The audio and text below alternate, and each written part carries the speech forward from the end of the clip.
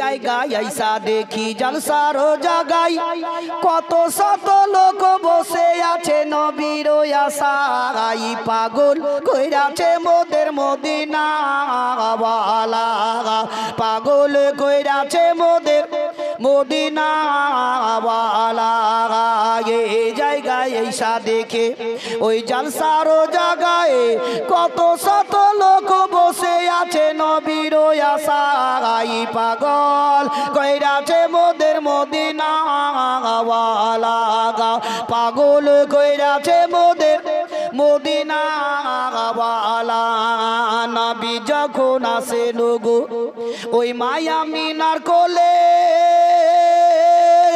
শত শত ফারিস্তারা দরুদ সালাম পড়ে পাগল কইরাছে মোদের মদিনা ওয়ালা পাগল কইরাছে মোদের মদিনা ওয়ালা এই জায়গায় আইসা দেখে ওই জলসার জায়গায় কত শত লোক বসে আছে নবীর আশায় পাগল কইরাছে মোদের মদিনা ওয়ালা পাগল কইরাছে মোদের মদিনা ওয়ালা মায়া মিনা বসে কান্দে ওই ছেলে কোলে করিয়া বাড়ি বাড়ি চেয়ে দেখে মুখের দিকে তাকায়া পাগল কইরাছে মোদের মদিনা ওয়ালা পাগল কইরাছে মোদের মদিনা ওয়ালা আল্লাহুম্মা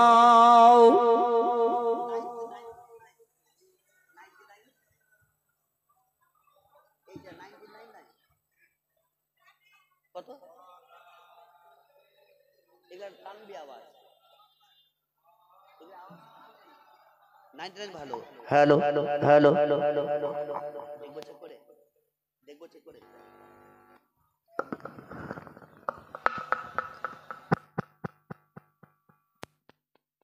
हेलो हेलो हेलो हेलो वाला आले सय्यदना मौलाना मुहम्मद सल्लल्लाहु अलैहि मुहम्मदीन सल्लल्लाहु अलैहि मुहम्मद हरदम जवान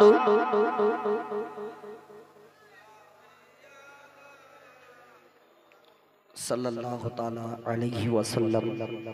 তবে এতটি লোক আছেন যদি একসঙ্গে এক ঝাঁকে যদি নবীর প্রতি মহব্বত রেখে যদি দরুদ পড়তে আওয়াজ কম হবে বলুন?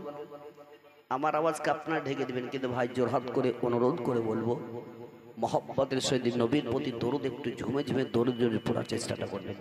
আমি পড়েছি আপনাদের সম্মুখে পবিত্র কোরআন থেকে ছোট্ট করে ওমা আরসালনাকা ইল্লা রাহমাতাল লিল আলামিন। আল্লাহ তাবারক তাআলা পবিত্র কোরআনে ঘোষণা করলেন, হে মেহবুব, তোমাকে আমি দুনিয়ার মধ্যে প্রয়োগ করিনি, পাঠাইনি, আর যদি পাঠিয়েছি একমাত্র রহমাতুল লিল আলামিন করে পাঠিয়েছি। জোরে বলো সুবহানাল্লাহ। এই বিশ্বের নবীর জীবনী আজকে আমরা বহুত শুনতে আসছি ভাই। যখন যার সময় আসে তখন তার জীবনী কাহিনী চলে। তবে আমরা শোনার পর আমরা যদি ওই নবী মুস্তাফার দিকে লক্ষ্য করে দেখি কি তারা কি পৃথিবীর দুনিয়াতে আসার পরে যে কষ্ট করেছে একমাত্র আপনার আমার জন্য, সেই দিকে লক্ষ্য করে যদি কিঞ্চিত পরিমাণ যদি আমরা মেনে চলতে পারি তবেই আমরা লাভবান হব। ভাই আমার বাপ মা বোন সকলকে বলবো, নবী মুস্তাফার আদর্শকে একটু লক্ষ্য করে চলার চেষ্টা করুন। যে নবীকে পৃথিবীর দুনিয়াতে না পাঠালে এ দুনিয়া এমনকি কুল কায়নাত পর্যন্ত তৈরি হতো না। জোরে বলুন সুবহানাল্লাহ। যেই নবী মুস্তাফার কারণে আজকে আমরা সব কিছু পেয়েছি। আজ যদি বলুন নামাজ কার কারণে পেয়েছি, এটা জোরে বলেন, নামাজ কার কারণে পেয়েছি? নবীর কারণে। রোজা কার কারণে পেয়েছি? কোরআন কার কারণে পেয়েছি?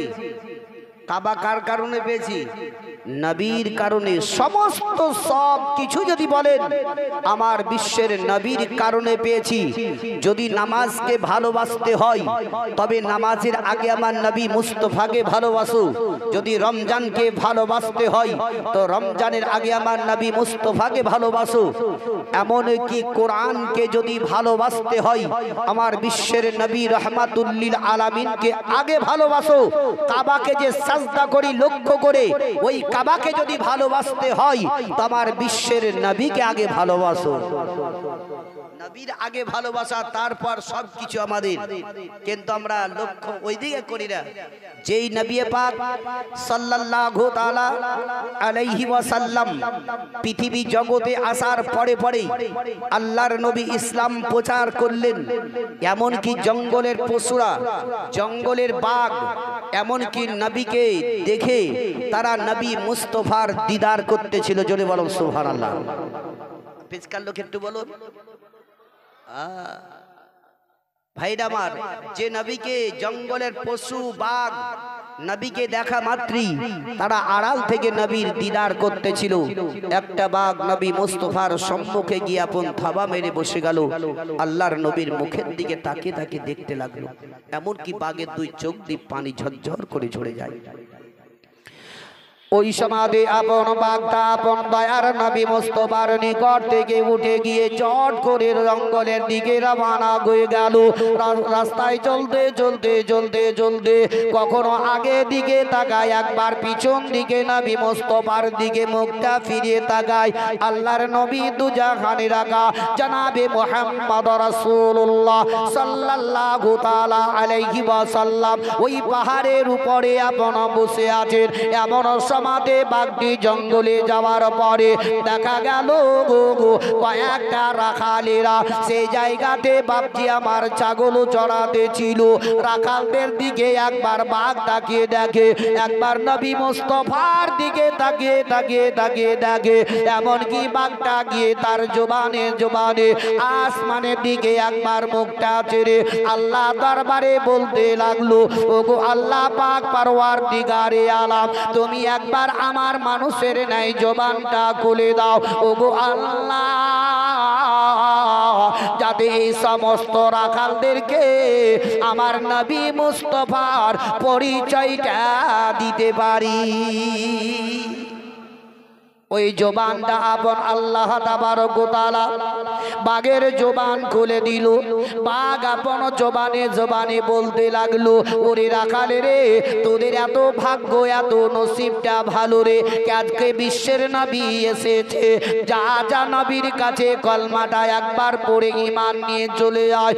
বাঘ আপন তাদেরকে যেমনি বলে দিল, সমস্ত রাখালেরা ওই সমাধে আপন বাপজিরা আমার রাখালরা বলল, বাঘ রে, কখনোই এটা হতে পারে না, যেহেতু তুই একটা জঙ্গলের পশু, আমাদের ছাগল গোলা খাবার জন্য আমাদের নিকটে এসেছি, তুই মিথ্যা মিথ্যা কথা বলে আজকে আমাদের নিকটে প্রকাশ্য করে, তবে বাঘ চলে যা, তোর কথা আজকে আমরা বিশ্বাস করব না।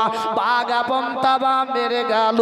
আপন বাঘের দুই চোখ পানি ঝরঝর করে চলে যায়। বাঘ দ্বিতীয়বারে বলে, ওরে রাখালে রে, আমি একটা জঙ্গলের পশু রে, আমি একটা জঙ্গলের বাঘ রে, তাই আমার কথা তোদের বিশ্বাস হয় না, তবে আমি একবার বলি রে, ওরে যা যা, নবী মুস্তাফা যদি একবার চলে যান তবে আর কোনো দিন নবীর সঙ্গে সাক্ষাৎ হবে না।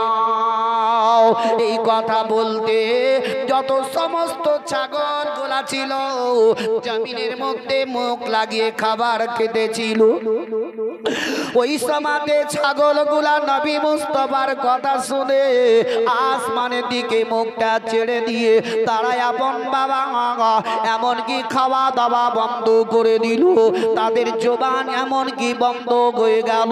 সমস্ত জানোয়ার ছাগল গুলার এমনকি চোখ দিয়ে পানি পড়তে ছিল। এখন রাখালদেরকে ওই বাঘ আপন বলল, শুনো রে, শেষবারের মতো তোমাদেরকে আমি বলি, তোমাদের সমস্ত ছাগলগুলাকে একত্র করে আমার সম্মুখে রেখে দাও। তোমাদের ছাগলগুলা গিনতি করে আমার সামনে রেখে দাও। তোমাদের ছাগলগুলা আমি দেখতে থাকবো যতক্ষণ পর্যন্ত নবী মুস্তাফার নিকট থেকে না আসবে। আমি তোমাদের ছাগলের কাছে বসে থাকবো। তবে একবার চলে যাও। ছাগলগুলা আসমানের দিকে মুখ ছেড়েছিল। সেইটা দেখার পরে রাখালদের মনের মধ্যে বিশ্বাস হয়ে গেল। তারা দৌড়ে দৌড়ে দৌড়ে দৌড়ে দৌড়ে দৌড়ে বিশ্বের নবীর কাছে চলে গেল। আল্লাহর নবী দুজাহানের আকা নবী মুস্তাফা আমার যখন যেই জায়গাতে কলমার দাওয়া দিতেছিলেন সেই জায়গাতে রাখাল গোলা গাজির হয়ে গেল। রাখালরা বলল, ওগো আল্লাহর নবী গো, আপনার নিকটে এসেছি, আপনি আমাদেরকে কলমাটা পড়িয়ে দিন। বিশ্বের নবী আমার কলমা পড়িয়ে দিলেন। জোরে জোরে একবার পড়ুন, লা ইলাহা লা ইলাহা,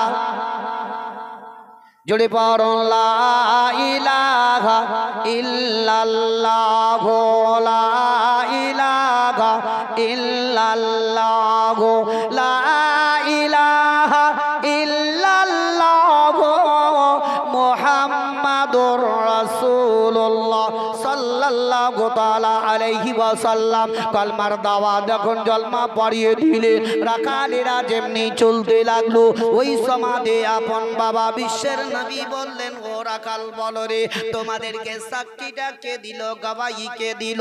ওই সমাধে আপন বাবা বলতে লাগলো, ইয়া রাসূলুল্লাহ, ইয়া হাবিবাল্লাহ, নবী গো, এখানে জঙ্গলের একটা বাঘ যাওয়ার পরে আমাদের নিকটে প্রকাশ্য করে বলে দিল বিশ্বের নবী এসেছে, তোমরা তাড়াতাড়ি চলে যাও। ইয়া রাসূলুল্লাহ, তাই বাঘের কথা শুনে আপনার নিকটে আমরা এসেছি। নবী বললেন, ও রাখালেরা শোনো রে, যেই বাঘটাই আমার গাওয়াই দিল ওই বাঘটাকে খালি না ফিরিয়ে একটা তোমরা ছাগল ছানা তুলে দিবে যাতে তারা বিতরণ করে কে নেয়। রাখালরা দৌড়ে দৌড়ে দৌড়ে দৌড়ে ছাগলের দিকে রওনা হলো।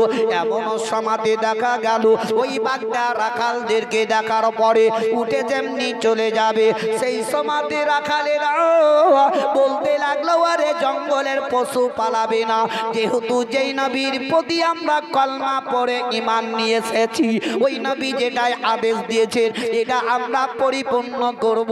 একটা ছাগল নিয়ে চলে যাও, তোমরা সকলে বিতরণ করে খাবে।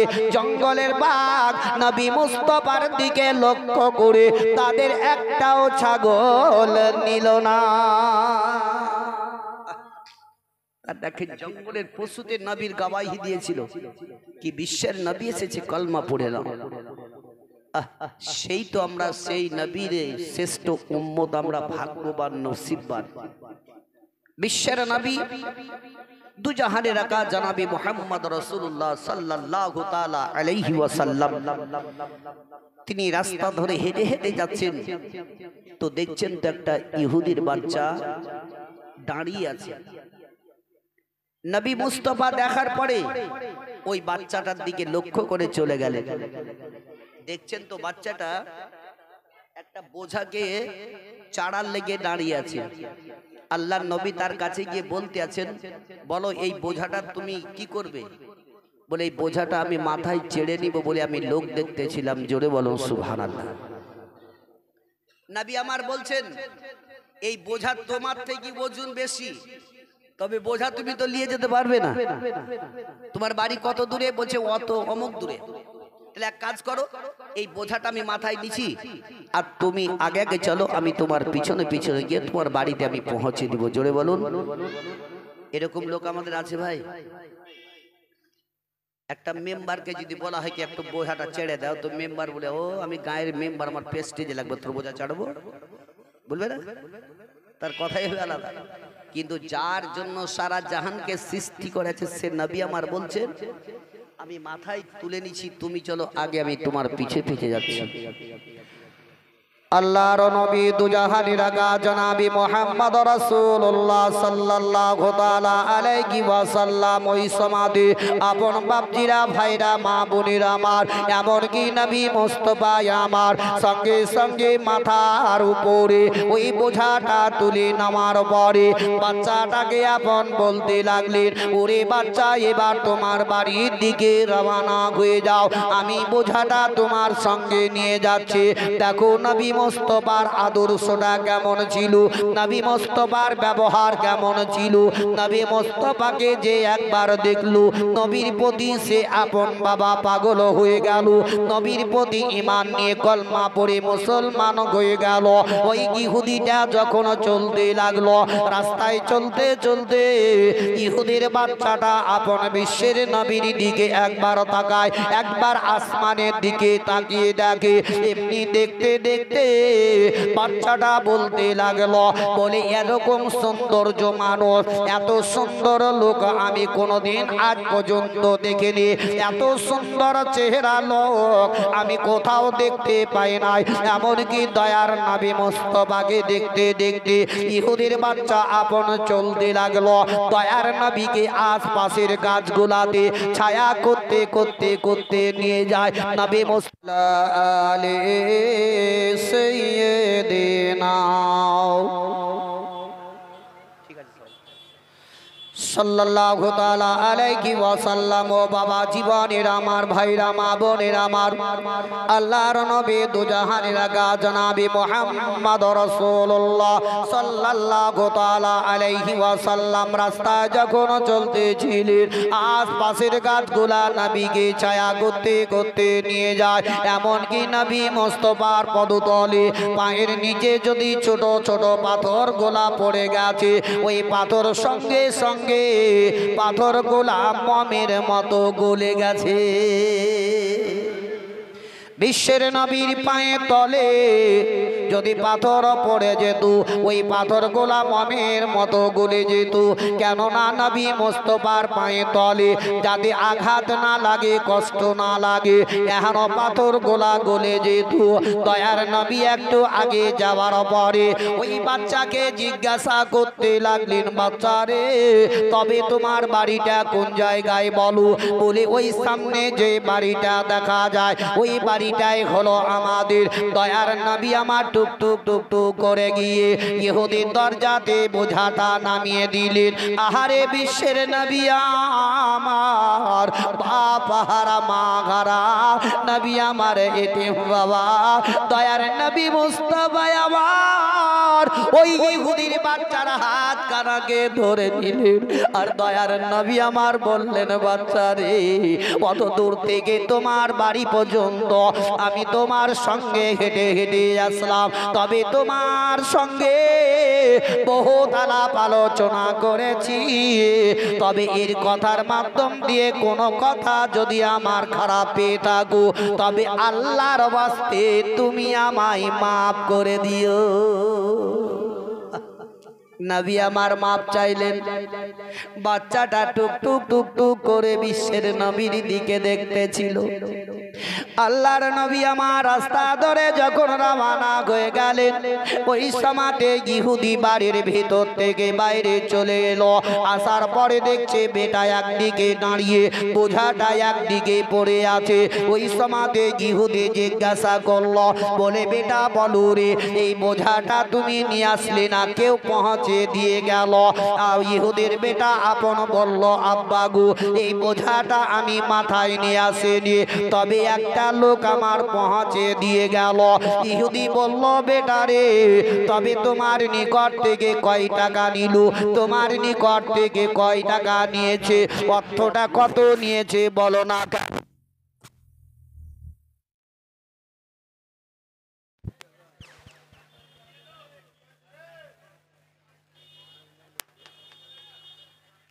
Hello hello hello hello hello hello আল্লাহর নবী দুজাহানের আকা জনাবি মুহাম্মদ রাসূলুল্লাহ সাল্লাল্লাহু তাআলা আলাইহি ওয়াসাল্লাম রাস্তা ধরে চলে যান। ইহুদিটা বাইরে আসার পরে ওই ইহুদির বেটা বলল, আব্বা গো যে লোকটা আমার বোঝা পৌঁছে দিয়ে গেল ওই লোকটা আমার নিকট থেকে 1 টাকাও নেয়নি, বিনা পয়সাতে আমাকে পৌঁছে দিয়ে গেল। ইহুদি বলতে লাগলো, তবে লোকটা এমন কি দয়ালু লোক কি তোমার নিকট থেকে 1 টাকাও নেয়নি? বলে আব্বা গো, ওই লোকটা এত ভালো, এত ভালো, এত দয়ালু কি ওই লোকটা দেখতে এত সুন্দর, আমি আজ পর্যন্ত মক্কা নগরে এত সুন্দর বাচ্চা আমি দেখতে পাইনি, এরকম সৌন্দর্য মানুষ আমি কোনোদিন দেখতে পাইনি, এত নুরানি চেহারাওয়ালা তার মুখের মধ্যে দাঁড়িয়ে আছে গো আব্বা। ইহুদি বলল, বেটা রে, তবে লোকটা গেল কোন দিকে একবার বলো, আমি ওই লোকটার সঙ্গে আমি সাক্ষাৎ করব। যখন এই কথাটি বলে দিল, সঙ্গে সঙ্গে ইহুদিটা টুক টুক টুক টুক টুক টুক করে একটু আগে যাবার পরে দেখতে পেল ওই নবী মুস্তাফা যে রাস্তা দিয়ে চলে যান, দয়ার নবী মুস্তাফাকে আব্রাহামারে ছায়া করতে করতে নিয়ে যায়। ইহুদিটা আগে দাঁড়িয়ে গেল, আল্লাহর নবী দুজাহানের আগা দয়ার নবী মুস্তাফার সম্মুখে ওই ইহুদিটা দাঁড়িয়ে পরিচয়টা যেমনি আপন চেয়ে নিল, দয়ার নবী মুস্তাফা তার সঙ্গে কথা বলতে আপন বুঝে গেল এটা এমন কেউ নয়, ইনি হচ্ছেন একমাত্র রহমাতুল লিল আলামিন। ইহুদি ওই জায়গায় সঙ্গে সঙ্গে নবীর কাছে কলমা পড়ে ঈমান নিয়ে আসলো, জোরে বলো। তাই নবীকে যে দেখে সে আপন পাগল হয়ে যায়। আহমা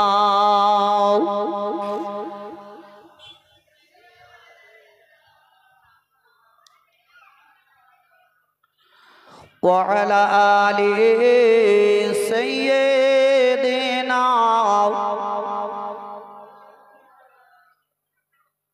সাল্লাল্লাহু তাআলা আলাইহি ওয়াসাল্লাম।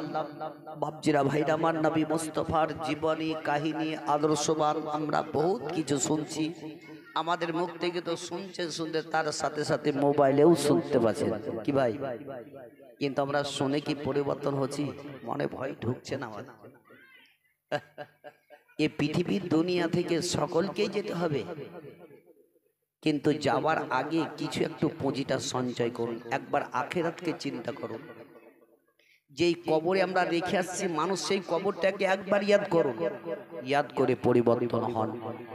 যতই যাই আমরা করি, আমাদের আসল হচ্ছে আকিমুস সালাত, তোমরা নামাজ কায়েম করো। কি নামাজটা আমাদেরকে অনিবার্য পড়তেই হবে। যে যার কারণে সারা জাহানকে সৃষ্টি করা হয়েছে, সে নবীরও রূহ কবজ করা হয়েছিল। তাহলে ওনার যদি হয়, তা আপনার আমার কি ভাই বলুন?